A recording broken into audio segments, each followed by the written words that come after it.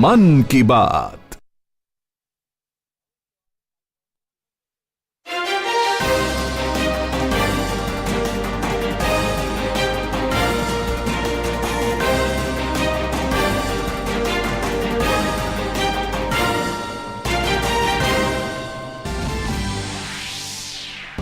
प्रधानमंत्री नरेंद्र मोदी देश में कोविड-19 से संबंधित स्थिति की समीक्षा के लिए करेंगे उच्च स्तरीय बैठक।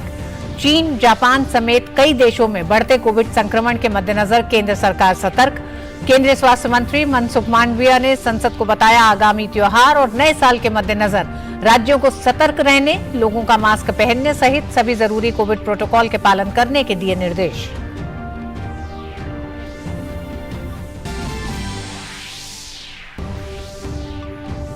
कोविड की संभावित आशंका को देखते हुए उत्तर प्रदेश सरकार ने दिए जरूरी दिशा निर्देश। पीएम योगी आदित्यनाथ ने उच्च स्तरीय टीम के साथ की बैठक।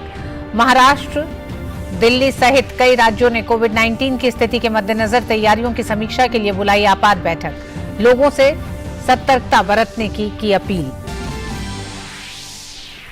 भारत चीन कोर कमांडर स्तर की 17वीं दौर की बैठक 20 दिसंबर को चुशुल मोल्दो में चीनी पक्ष में की गई आयोजित। दोनों पक्षों ने पश्चिमी क्षेत्र में एलएसी के साथ विचारों का आदान प्रदान किया और शेष मुद्दों पर जल्द से जल्द काम करने के लिए खुलकर और गहन चर्चा की।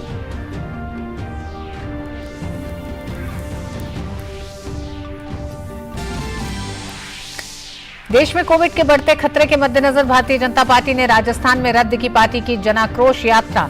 भारत जोड़ो यात्रा के मद्देनजर भाजपा ने कहा कांग्रेस सांसद राहुल गांधी को भी लेना चाहिए सबक।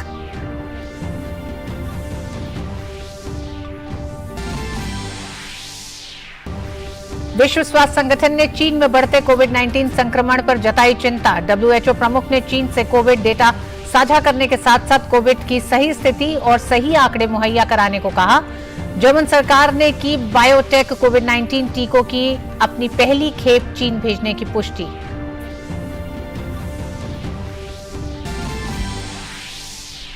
वरिष्ठ आईपीएस अधिकारी और तिहाड़ जेल के पूर्व महानिदेशक संदीप गोयल को कर्तव्यों में कथित लापरवाही बरतने के आरोप में गृह मंत्रालय ने किया निलंबित। 1989 बैच के आईपीएस अधिकारी गोयल को पिछले महीने दिल्ली की तिहाड़ जेल के प्रमुख के पद से हटाया गया था। संदीप गोयल पर ठगी केस में जेल में बंद सुकेश चंद्रशेखर से 12.5 करोड़ रुपए की घूस लेने का आरोप। और क्रिकेट में मीरपुर में खेले जा रहे दूसरे टेस्ट मैच में बांग्लादेश पहली पारी 227 रन बनाकर पवेलियन लौटी। उमेश यादव और आर अश्विन ने 4-4 विकेट चटकाए। पिछले मैच में मैन ऑफ द मैच रहे स्पिनर कुलदीप यादव की जगह 11 साल बाद तेज गेंदबाज जयदेव उनादकट की भारतीय टीम में वापसी।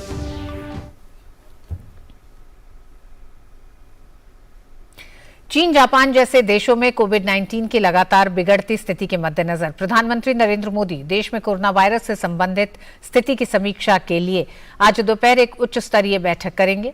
बैठक में कोविड-19 की स्थिति के मद्देनजर तैयारियों की समीक्षा होगी। वहीं इस बैठक में केंद्रीय मंत्रियों के साथ वरिष्ठ अधिकारी भी शामिल होंगे। बैठक में प्रधानमंत्री को देश में कोरोना की ताजा स्थिति के विषय पर अवगत कराया जाएगा।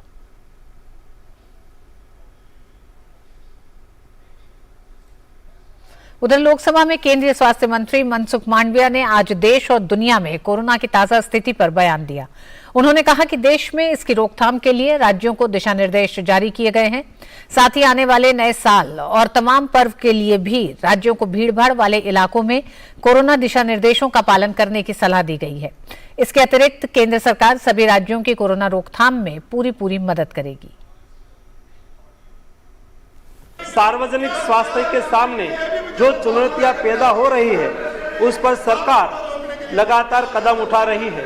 राज्यों को भी स्थानीय स्तर पर सामुदायिक निगरानी बढ़ाने के लिए और कोविड को नियंत्रित करने के लिए सलाह दी जा रही है।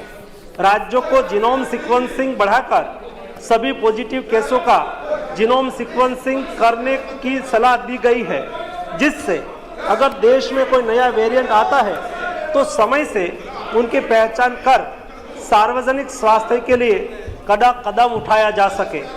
आने वाले त्योहार और नए साल को ध्यान में रखते हुए राज्यों को सतर्क रहकर लोगों का मास्क पहनना, हैंड सैनिटाइजर करना रिस्पायरेटरी हाइजीन का ख्याल रखना और सामाजिक दूरी बनाए रखने की जागरूकता लानी चाहिए। स्वास्थ्य मंत्री ने कहा कि हम वैश्विक कोविड स्थिति पर नजर रखे हुए हैं और उसी के अनुसार कदम उठा रहे हैं। साथ ही पीएम मोदी के नेतृत्व में सभी अंतर्राष्ट्रीय हवाई अड्डों पर कोरोना दिशा निर्देशों के पालन और विदेश से आने वाले यात्रियों की कोरोना जांच आज से सभी हवाई अड्डों पर आरंभ हो गई है। अंतर्राष्ट्रीय हवाई अड्डे पर विदेश से आने वाले हवाई यात्रियों के 2% कोविड RT-PCR रैंडम सैंपलिंग भी आज शुरू कर दी गई है। माननीय प्रधानमंत्री श्री मोदी जी के समर्थ नेतृत्व में भारत पहले से ही अमल में test, track, treat, vaccination, covid appropriate behaviour का पालन नीति के साथ कोविड मैनेजमेंट कर रहा है, उसे आगे भी चालू रखेंगे। इस वैश्विक महामारी के नियंत्रण के लिए हम संकल्पित हैं और इसके लिए सभी आवश्यक कदम उठाए जा रहे हैं। उन्होंने कहा कि पिछले कुछ दिनों से दुनिया में कोविड के मामले बढ़ रहे हैं, लेकिन भारत में मामले कम हो रहे हैं। हम चीन में बढ़ते कोविड मामलों और इससे होने वाली मौतों को देख रहे हैं। पिछले कई दिनों से मीडिया में भी चीन में बड़ी तादाद में कोविड के केस और कोविड मृत्यु की खबरें छप रही है। माननीय प्रधानमंत्री जी के नेतृत्व में स्वास्थ्य एवं परिवार कल्याण मंत्रालय ने proactive, pre-emptive, all of government and all of society approach के साथ शुरू से ही कोविड-19 महामारी का मैनेजमेंट किया है और इनके बहुत अच्छे परिणाम भी हमें मिला है। तकनीकी सहायता के अलावा भारत सरकार ने नेशनल हेल्थ मिशन, राज्य आपदा प्रतिक्रिया कोष, इमरजेंसी कोविड रिस्पांस पैकेज और प्रधानमंत्री Ayushman Bharat health infrastructure mission के इत्यादि से राज्यों को वित्तीय सहायता प्रदान करके राज्यों को कोविड के खिलाफ लड़ाई के उनके प्रयासों में लगातार सहायता प्रदान की है। स्वास्थ्य मंत्री ने कहा कि देश में 220 करोड़ कोरोना वैक्सीन नागरिकों को लगाई जा चुकी है। साथ ही सरकार कोरोना पर सभी जरूरी कदम उठा रही है। 220 करोड़ कोविड वैक्सीन के टीके लगाकर कीर्तिमान स्थापित किया है, जिसमें पात्रता वाले 90% आबादी को दोनों टीके लग चुके हैं और 22.35 करोड़ आबादी को प्रिकॉशन डोज भी दिया जा चुका है। कोविड-19 के नियमन में चल रहे लगातार प्रयत्नों के अंतर्गत और विश्व में बढ़ रहे कोविड के केसों को देखते हुए केंद्रीय स्वास्थ्य मंत्रालय वैश्विक स्थिति पर नजर रख रहा है। कोविड-19 के बदलते वेरिएंट से सार्वजनिक स्वास्थ्य के सामने जो चुनौतियां पैदा हो रही है, उस पर सरकार लगातार कदम उठा रही है। स्वास्थ्य मंत्री ने कहा कि भारत में जहां कोरोना की स्थिति नियंत्रण में है, वहीं कई देशों में कोरोना की स्थिति चिंताजनक है। पिछले कई दिनों से पूरी दुनिया में कोविड-19 के केसों में वृद्धि दर्ज की जा रही है, लेकिन पिछले एक साल में भारत में कोविड केसों में सतत कमी दर्ज होती रही है। वर्तमान में प्रत्येक दिन औसतन 153 कोविड के नए केस पूरे देश में दर्ज हो रहे हैं, जिसके सामने पूरी दुनिया में प्रतिदिन 5,87,587 लाख कोविड के नए केस दर्ज हो रहे हैं। Japan, south Korea, USA, France, Greece, Italy जैसे देशों में कोविड-19 के केसों में और कोविड से मृत्यु की संख्या में सतत वृद्धि देखी जा रही है। राज्यसभा में कोरोना पर बोलते हुए स्वास्थ्य मंत्री केंद्रीय मनसुख मांडविया ने कहा कि देश में ऑक्सीजन और मेडिसिन पर्याप्त मात्रा में उपलब्ध है। साथ ही उन्होंने कहा कि भारत वसुधैव कुटुंबकम पर चलने वाला देश है। हमने सस्ते दामों में दुनिया में कोरोना महामारी के समय 150 देशों को वैक्सीन मुहैया कराई है। साथ ही स्वास्थ्य मंत्री ने जानकारी दी कि एक्सपर्ट ने नेजल वैक्सीन को भी अनुमति दे दी है, जिससे देश में आने वाले समय में कोरोना से निपटने में सहायता मिलेगी। आज देश में हर हॉस्पिटल में जो बड़ी हॉस्पिटल है, वहाँ PSA ऑक्सीजन प्लांट लगाया है। मैं रेगुलर मिनिस्ट्री से हर 15 दिन में रिव्यू करता हूँ देश में सभी अस्पताल में पर्याप्त मात्रा में मेडिसिन का भी हमने रिव्यू कर लिया है, मेडिसिन प्रोडक्शन का भी हमने रिव्यू कर लिया है। आज दुनिया में मेडिसिन की क्राइसिस होने लगी है। दुनिया आज हिंदुस्तान की वाहवाही इसलिए कर रही है, ऐसी स्थिति में इंडिया ने प्राइस नहीं बढ़ाया और सस्ती मेडिसिन दी। एक्सपर्ट कमेटी ने उसको अनुमोदित कर दिया है, नेसल वैक्सीन को, वो भी आ जाएगा। तो उसमें कोई इंजेक्शन लेना नहीं है, नोज में ड्रॉप डाल देना है, आप सिक्योर हो गए। ये भी भारतीय साइंटिस्ट लोगों ने विकसित कर दिया है। जैसा कि हम जानते हैं, चीन समेत कई ऐसे देश हैं जिसमें कोविड के मामले बढ़ रहे हैं और इसी को देखते हुए कल स्वास्थ्य मंत्री ने बैठक की थी और अब से थोड़ी ही देर में प्रधानमंत्री ने भी एक उच्च स्तरीय समीक्षा बैठक की शुरुआत की है। 6 राज्यों ने इससे पहले अपने यहाँ मीटिंग बुला ली है। हमारे साथ हमारे संवाददाता सुधाकर भी इस बैठक पर जुड़ गए हैं और जानकारी के लिए सुधाकर, ये बैठक निश्चित रूप से एक ऐसे समय हो रही है जब 6 राज्य भी अपने यहाँ कोविड को लेकर बैठक कर रहे हैं। प्रधानमंत्री भी तमाम राज्यों के साथ और विशेषज्ञों के साथ इस बैठक में शामिल हुए हैं। इस बैठक में एजेंडा कोविड है, लेकिन किस तरह से और तमाम बातें इस बैठक में रहेंगी?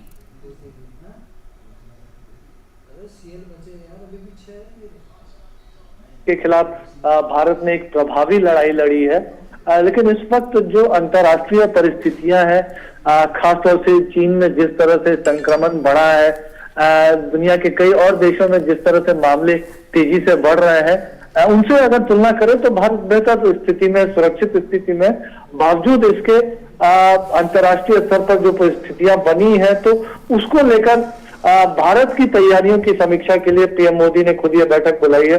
अब तस्वीरों में देख सकते हैं कि गृह मंत्री अमित शाह, गृह सचिव अजय भल्ला, स्वास्थ्य मंत्री मनसुख मांडविया, केंद्रीय स्वास्थ्य सचिव, इसके अलावा आईसीएमआर के डीजी, नीति आयोग के सदस्य डॉक्टर वीके पॉल सहित कई अन्य वरिष्ठ अधिकारी, कैबिनेट सचिव राजीव गौबा भी तस्वीरों में दिख रहे हैं। ये तमाम लोग इस उच्च स्तरीय बैठक में शामिल है। वीडियो कॉन्फ्रेंसिंग से ये बैठक हो रही है और जाहिर तौर पर एक जो पूरी स्थिति है, मुझे लगता है इस बैठक में स्वास्थ्य मंत्रालय की तरफ से, गृह मंत्रालय की तरफ से पीएम मोदी को उस बारे में प्रेजेंटेशन, जानकारी दी जा रही होगी। और इसके अलावा भारत जरूर बेहतर स्थिति में है तैयारियों को लेकर, लेकिन क्या कुछ कदम उठाने की जरूरत है, खासतौर से निगरानी व्यवस्था को बढ़ाने को लेकर, स्क्रीनिंग बढ़ाने को लेकर, क्योंकि अंतर्राष्ट्रीय उड़ान सेवाएं हैं तो उसमें क्या कुछ, हालांकि कुछ कदमों का ऐलान स्वास्थ्य मंत्री मनसुख मांडविया ने संसद के पटल पर भी किया था कि जो अंतर्राष्ट्रीय उड़ान है उसमें से 2% लोगों की रैंडम टेस्टिंग की जाएगी। राज्यों से आग्रह किया गया है कि जीनोम सीक्वेंसिंग हर एक मामले की जाए ताकि पता लगे कि जो नया वेरिएंट है वो कितना प्रिवेलेंस है इन मामलों में। तो वो तमाम चीजें तो है, लेकिन जब शीर्ष स्तर से पीएम मोदी इस बैठक को ले रहे हैं तो आप समझ सकते हैं कि नीचे तक एक बड़ा संदेश जाता है कि खुद पीएम के स्तर पर पूरा केंद्र सरकार इस मसले को लेकर सजग है और तमाम लोगों को भी सतर्कता बरतनी चाहिए। हम देख सकते हैं कि मास्क का भी प्रयोग अब शुरू हो गया। पीएम मोदी खुद आज जब संसद में थे तो वो संसद में मास्क लगाकर बैठे हुए थे राज्यसभा में, तो एक बड़ा संदेश उन्होंने इन तस्वीरों के जरिए भी दिया है कि आम लोग भी इसका पालन करें। तस्वीरों में मुझे जो civil aviation minister Jyotiraditya Scindia नजर आ रहे हैं, तो जाहिर तौर पर इंटरनेशनल स्क्रीनिंग मुझे लग रहा है कि एक प्रमुख मुद्दा हो सकता है। इसके अलावा प्रिकॉशन डोज, क्योंकि जो वैक्सीनेशन डोज है जो एलिजिबल लोग हैं उसमें से 90% का डबल डोज वैक्सीनेशन हो चुका है, 220 करोड़ डोज पड़ चुके हैं, लेकिन जो प्रिकॉशन डोज है वो अभी भी 28-29% लोगों तक ही पहुंचा। तो उसको लेकर आने वाले समय में क्या रणनीति हो सकती है, खासतौर पर इस तरह की परिस्थितियों में अगर सबसे ज्यादा किसी को असर होता है तो बुजुर्गों पर होता है, जो गंभीर बीमारियों से पीड़ित लोग हैं उन पर होता है, तो उनके लिए क्या कुछ संदेश होना चाहिए। जरूर केंद्र की तरफ से राज्यों को भी एडवाइजरी भेजी गई है, तो हॉलिस्टिक एक ओवरऑल सिचुएशन की व्यापक समीक्षा आप कह सकते हैं इस बैठक में हो सकेगी। तो एक व्यापक रणनीति भी सभी विभागों के साथ मिलकर केंद्र की तरफ से बनाई जा सकेगी ताकि राज्यों को भी इस बैठक के बाद और बड़ा संदेश दिया जा सके। जी सुधाकर, क्या आपको लगता है कि पिछले 1-1.5 साल में कोविड के संक्रमण में कमी आई थी? हालांकि दूसरी लहर के बाद तीसरी लहर जब तमाम अन्य देशों में देखी गई तो भारत ने तब तक अपने यहाँ एक व्यवस्था तैयार कर ली थी जिसमें टेस्ट, ट्रैक, ट्रीट है, टीकाकरण है और एक पूरा एक तंत्र विकसित करना था जिसमें जीनोम सीक्वेंसिंग से लेकर एक व्यवस्था तैयार की गई कि किस तरह से संक्रमण पर काबू पाया जाए। आज इस बैठक के साथ ही क्या आपको लगता है कि उस व्यवस्था को एक बार फिर और तेजी से सक्रिय किया जाएगा? बिल्कुल बिल्कुल, देखिए ऋतु, जो व्यवस्था आपने बिल्कुल सही कहा कि test, track, treat, vaccination and covid appropriate behaviour, ये हमारा एक तरह से पीएम मोदी का एक तरह से निर्देश रहा है और वो हमारा हथियार रहा है कोविड से प्रभावी मुकाबले में। और अब इस वक्त अगर बात की जाए तो एक एक्सपीरियंस है भारत का बीते 2 वर्षों का, जो प्रभावी मुकाबला भारत ने किया है, चाहे टेस्ट करने के मामले में रिकॉर्ड टेस्टिंग हमने देखा, चाहे ट्रैक के मामले में, ट्रीटमेंट के मामले में, वैक्सीनेशन के मामले में, कोविड अप्रोप्रिएट बिहेवियर, प्रधानमंत्री मोदी के नेतृत्व में किस तरह से लोगों ने सामाजिक दूरी का पालन किया, तो इस सब का एक बहुत अच्छा एक्सपीरियंस भारत के सामने है। तो भारत में चिंता की कोई जरूरत नहीं है, लेकिन जरूर कई बार होता है कि जब हमारे बीच बीमारी नहीं होती है तो कई बार सतर्कता ढीली हो जाती है। तो अभी नई तरह की परिस्थितियां पनपी है, इसको एक चुनौती के तौर पर भी देखा जा सकता है। तो इन नई परिस्थितियों में सतर्कता की बहुत आवश्यकता है। सतर्कता सिर्फ आम लोगों के स्तर पर नहीं, सतर्कता स्क्रीनिंग में, सतर्कता टेस्टिंग में, सतर्कता ट्रैकिंग में, जागरूकता वैक्सीनेशन को लेकर, जागरूकता प्रिकॉशन डोज को लेकर, और ये एक तरह से केंद्र के साथ राज्यों को भी मिलकर प्रयास करना होगा और हर एक व्यक्ति की थोड़ी थोड़ी जो जिम्मेदारी हो। तो हम जानते हैं कि ओमिक्रॉन, आपको याद होगा ऋतु, कि ओमिक्रॉन में बड़ी संख्या में लोग संक्रमित जरूर हुए थे, लेकिन जो कैजुअलिटी रेशियो है वो उस तरह का नहीं था, क्योंकि भारत पहले से ज्यादा तैयार था, उस तरह का नुकसान नहीं हुआ था। इस नए वेरिएंट की भी बात की जाए तो कल ही जानकारी हम डीडी न्यूज को एक्सक्लूसिव जानकारी डॉक्टर वीके पॉल ने, उन्होंने हमारे संवाददाता नितिन जी को बताया कि जुलाई से ये वेरिएंट हमारे देश में आ गया था। हालांकि अब तक सिर्फ 4 ज्ञात मामले इसके सामने आए हैं जीनोम सीक्वेंसिंग में, तो वो 4 लोग ठीक भी हो गए। तो उस तरह का खतरा भारत में नहीं दिखाई दिया है। बावजूद इसके तैयारी उच्च स्तर की होनी चाहिए, समीक्षा उच्च स्तर पर होनी चाहिए, लगातार होनी चाहिए। तो मुझे लगता है ये निगरानी उच्च स्तर की होनी चाहिए। तो मुझे लगता है ये सब कुछ पीएम मोदी का निर्देश हो सकता है। उसमें तमाम विभाग, स्वास्थ्य मंत्रालय की एक अलग भूमिका है, जो केंद्रीय विमानन मंत्रालय है उसकी एक बड़ी भूमिका है, आईसीएमआर की टेस्टिंग की बात की जाए, जीनोम सीक्वेंसिंग की बात की जाए तो आईसीएमआर की भूमिका है। तो सभी पक्षों की एक बड़ी भूमिका है। तो एक कोऑर्डिनेशन और भी ज्यादा तेज हो, रेगुलर रिव्यू हो, और अगर कुछ टारगेट प्रिकॉशन डोज को लेकर तय किए जाए तो उसमें राज्यों के साथ मिलकर काम हो। तो इन तमाम पहलुओं पर मुझे लग रहा है कि पीएम मोदी नजर रख रहे होंगे। जी हाँ, सतर्कता को और बढ़ाने पर ज्यादा ध्यान इस समय इस बैठक के जरिए भी रहेगा, ऐसा सुधाकर का कहना है। नितेंद्र भी हमारे साथ जुड़ गए हैं। नितेंद्र, हमने देखा कल जो स्वास्थ्य मंत्री ने जो बैठक ली उसके बाद हवाई अड्डों पर रैंडम टेस्टिंग को एक तरह से जरूरी कर दिया गया है। आज भी सिविल एविएशन मिनिस्टर इस बैठक में, वर्चुअल बैठक में शामिल है, प्रधानमंत्री की उच्च स्तरीय बैठक जो हो रही है। ऐसे में क्या लगता है, क्योंकि चीन और चीन के साथ जापान, तमाम अन्य देशों में जिस तेजी से कोरोना के मामले बढ़ रहे हैं उसे देखते हुए हवाई अड्डों पर भी ज्यादा सतर्कता की जरूरत है। तो हो सकता है इस बैठक के बाद कुछ सामने आए, कुछ नए दिशा निर्देश। जी बिल्कुल, देखिए हवाई अड्डा इम्पोर्टेंट है क्योंकि सब कुछ खुल चुका है, इंटरनेशनल फ्लाइट भी है, लोग आ रहे हैं, जा रहे हैं, और सिर्फ चीन की बात नहीं है, जापान है, ब्राजील है, अमेरिका है, इन देशों में भी BF7 के वेरिएंट हैं जो ओमिक्रॉन का सब वेरिएंट है। तो और जो वहां से लोग आ रहे हैं, जा रहे हैं, तो उन पे निगरानी रखनी सबसे पहले जरूरत है। और यही है कि इंटरनेशनल जो फ्लाइट आ रही है तो उनकी जो रैंडम, जिसका जो ऑलरेडी पहले से प्रोटोकॉल है कि 2% जो पैसेंजर है उनका रैंडम सैंपलिंग की जाती है और उसको जांच के लिए भेजा जाता है, उसकी जीनोम सीक्वेंसिंग होती है। तो ये प्रोटोकॉल है और उसका आज से पालन होगा। तो जितने भी अंतर्राष्ट्रीय फ्लाइट है उन पे निगरानी रहेगी। दूसरी बात यह है कि स्वास्थ्य मंत्री जब कल बैठक लिए थे तो उसमें यह भी निर्णय लिया गया था कि हर हफ्ते अब समीक्षा होगी स्वास्थ्य मंत्रालय में कि क्या प्रगति है, किस तरीके से डायनामिक चूंकि सिचुएशन है, कब बदलेगा, किस तरीके से बदलेगा, तो उसके लिए रणनीति तय की जाएगी और उसी के अकॉर्डिंग और भी गाइडलाइन जरूरत होगा तो आएगी। ये कल ही तय हो गया था। साथ ही साथ जो प्रिकॉशन डोज की बात है, प्रिकॉशन डोज चूंकि 28% अभी तक हुआ है तो उसको बढ़ाने की बात होगी कि जो लोग अभी नहीं लिए हैं वो जरूर ले लें और प्रोटोकॉल का पालन हो। खासतौर पे देखिए 2 स्तर पे काम होगा। एक तो सरकार अपने स्तर पे काम करेगी जिसमें व्यवस्था है कि भाई दवाइयां पर्याप्त हो, अस्पताल टेस्टिंग की सुविधा हो, ये सरकार का काम है, चाहे वो राज्य सरकार हो या केंद्र सरकार हो या जिला प्रशासन हो।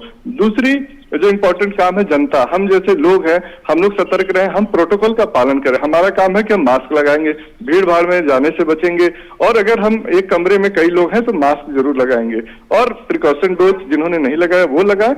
ये जो हम पालन करेंगे, हाथ धोएंगे चाहे साबुन से हो या सैनिटाइजर से हो, तो ये जब हम प्रोटोकॉल का पालन करेंगे तो दोनों ही तरीके से सरकार और नागरिक दोनों मिलकर के करेंगे तो हम पहले भी लड़ाई जीत चुके हैं और इसको भी, इस चुनौती को आने से पहले ही रोक सकते हैं।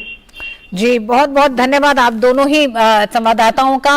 जैसा कि इस समय हम अपने दर्शकों को भी बता दें कि प्रधानमंत्री कोविड के बढ़ते मामलों को लेकर एक उच्च स्तरीय बैठक में शामिल हैं इस समय और इस बैठक में तमाम विशेषज्ञों के साथ विभिन्न मंत्रालयों के लोग भी, मंत्री भी बैठे हुए हैं। साथ ही साथ इस बैठक से ये सामने आएगा कि किस तरह से बढ़ते मामलों को देश में लेकर कोविड की स्थिति क्या है, आगे की राह क्या हो, ये इस बैठक से निकलेगा। बहुत धन्यवाद आप दोनों का और इस बुलेटिन में बस इतना ही।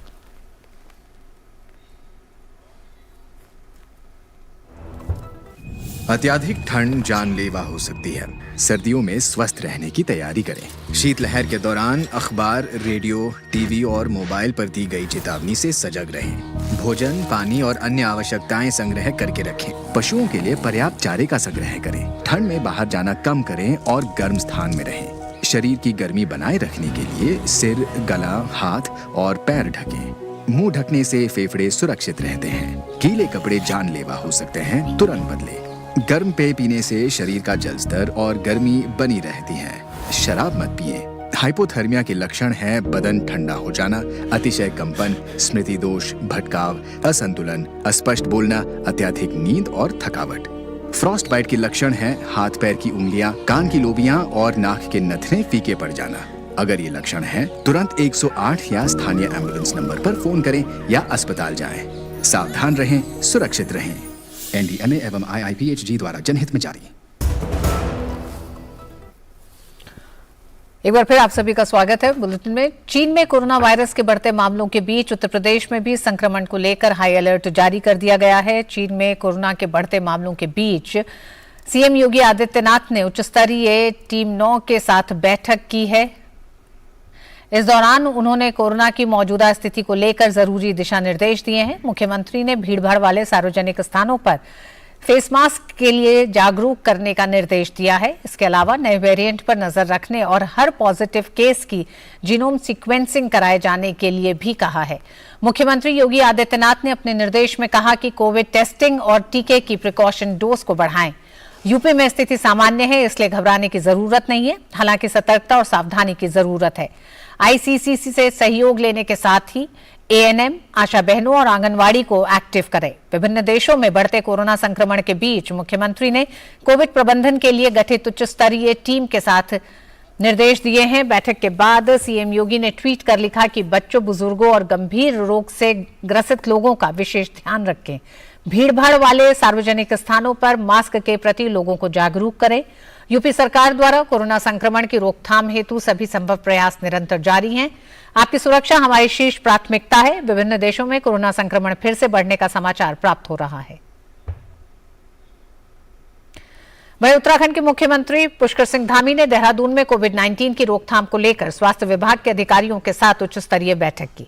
बैठक समाप्त होने के बाद उन्होंने कहा कि हमारा पूरा फोकस है कि सावधानी बरती जाएगी और जागरूकता बढ़ाई जाएगी। सभी से हमारा अनुरोध है कि बूस्टर डोज लगवाएं। भारत सरकार ने जो भी दिशा निर्देश दिए हैं उसके आदेशों के क्रम में हम यहां पर भी कार्रवाई करेंगे। दिल्ली के मुख्यमंत्री अरविंद केजरीवाल ने भी कोरोना वायरस की स्थिति के मद्देनजर तैयारियों की समीक्षा के लिए आज एक आपात बैठक बुलाई है। इस बैठक में उप मुख्यमंत्री मनीष सिसोदिया के अलावा स्वास्थ्य विभाग के कई वरिष्ठ अधिकारी मौजूद रहेंगे। चीन समेत कुछ देशों में एक बार फिर तेजी से बढ़ रहे कोरोना के मामलों के बाद बुधवार को राजधानी दिल्ली में कोविड से एक मरीज की मौत हो गई। दिल्ली में लंबे समय बाद कोरोना से किसी मरीज की मौत हुई है। दिल्ली सरकार के स्वास्थ्य विभाग द्वारा जारी आंकड़ों के मुताबिक राजधानी दिल्ली में पिछले 24 घंटों में कोरोना के 5 नए मामले आए और एक मरीज की मौत हुई है। हालांकि कोरोना संक्रमण दर 0.19% है। वहीं पिछले 24 घंटे में 2642 कोरोना टेस्ट किए गए हैं और 8 मरीज ठीक हुए हैं। दिल्ली में फिलहाल कोरोना के 27 एक्टिव केस हैं, जिनमें से 19 मरीज होम आइसोलेशन में हैं, वहीं 3 मरीज अस्पताल में भर्ती हैं। उधर महाराष्ट्र के मुख्यमंत्री एकनाथ शिंदे आज राज्य कैबिनेट की बैठक से पहले राज्य में कोविड की स्थिति और तैयारियों की समीक्षा बैठक की अध्यक्षता करेंगे। इससे पहले कल दुनिया भर के देशों में कोरोना वायरस के मामलों में बढ़ोतरी को देखते हुए केंद्रीय स्वास्थ्य मंत्री डॉक्टर मनसुख मांडविया ने देश में कोविड की स्थिति पर उच्च स्तरीय समीक्षा बैठक की थी। वहीं राज्यों, केंद्र शासित प्रदेशों को भी स्थिति पर लगातार नजर बनाए रखने को कहा गया है। स्वास्थ्य मंत्रालय ने कोविड-19 के XBB संस्करण के बारे में सोशल मीडिया प्लेटफॉर्म पर फैल रहे एक संदेश को झूठा और भ्रामक करार दिया है। मंत्रालय ने एक ट्वीट में कहा कि कुछ व्हाट्सएप समूहों में कोविड-19 के XBB संस्करण के बारे में प्रसारित एक संदेश फर्जी है। मंत्रालय ने लोगों से फर्जी संदेशों पर ध्यान नहीं देने का आग्रह किया है।